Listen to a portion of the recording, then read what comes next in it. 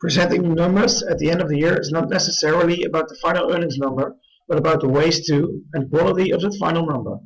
Only a couple of weeks ago, word came out that from the first quarter of firms of the S&P 500, 70% had beaten the analyst revenue estimates. This, being above long-term average, one would expect the stock market to rise. It didn't, but why?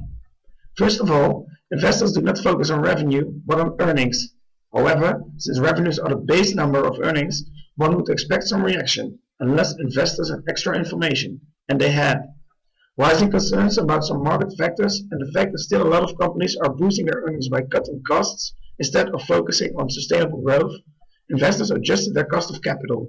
They did this to factor in the risk attached to these factors, leaving the stock market even with a downfall.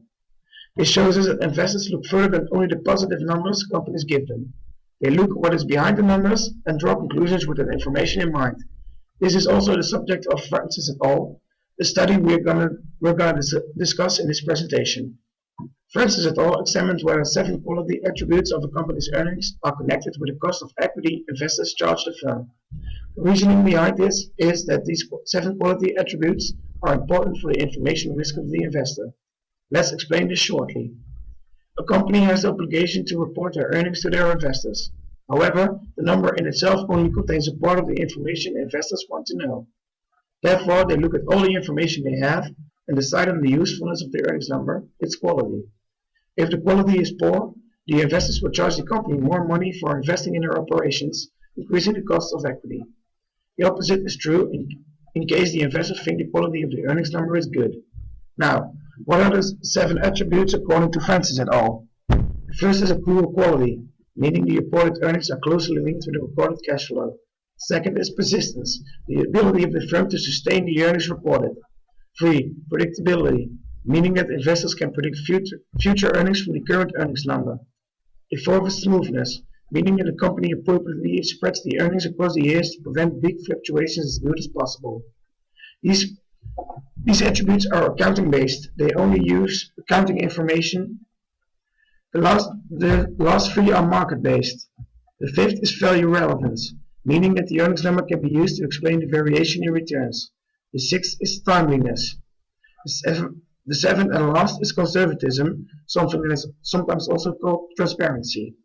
In different statistical tests, using a sample covering 27 years and including almost 1,500 firms for each year, Francis et al. Test the relation between these 7 attributes and the estimated cost of equity in different settings.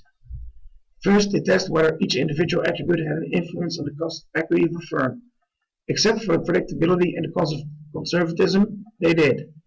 Then, all attributes were tested at the same time for their link with the cost of equity and their relative importance. Now, 4 of them are still significantly linked. Accrual quality, persistence, smoothness, and value relevance are all significant links with the cost of equity. From this analysis, they also concluded that the accounting-based attributes explain more of the variation in cost of equity than the market-based attributes do. What also became clear is that the accrual quality is by far the most important attribute for the investors. So, what did we learn from this study? The earnings number is just a number. It does not tell the whole story. If you would like to invest your money, also take into account that there are risks and that the current earnings number is deceiving.